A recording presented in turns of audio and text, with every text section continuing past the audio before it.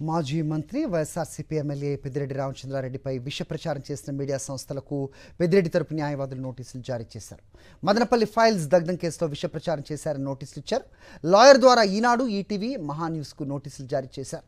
పరువు నష్టం కింద 100 కోట్ల రూపాయలు చెల్లించాలని నోటీసులో పేర్కొన్నారు. ఈనాడు, ఈటీవీ 50 కోట్లు, మహా న్యూస్ 50 కోట్లు చెల్లించాలని నోటీసులో తెలిపారు.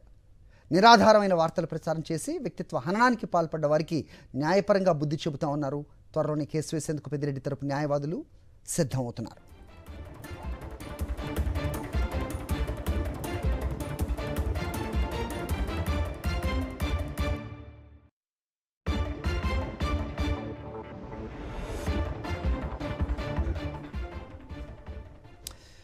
మాజీ మంత్రి వైఎస్ఆర్సీపీ ఎమ్మెల్యే పెద్దిరెడ్డి రామచంద్రారెడ్డిపై విషప్రచారం చేసిన మీడియా సంస్థలకు పెద్దిరెడ్డి తరపు న్యాయవాదులు నోటీసులు జారీ చేశారు. మదనపల్లి ఫైల్స్ దగ్ధం కేసులో విషప్రచారం చేశారని నోటీసులు ఇచ్చారు. లాయర్ ద్వారా ఈనాడు, ఈటీవీ, మహా న్యూస్కు నోటీసులు పంపారు. పరువు నష్టం కింద 100 కోట్ల రూపాయలు చెల్లించాలని నోటీసులో పేర్కొన్నారు.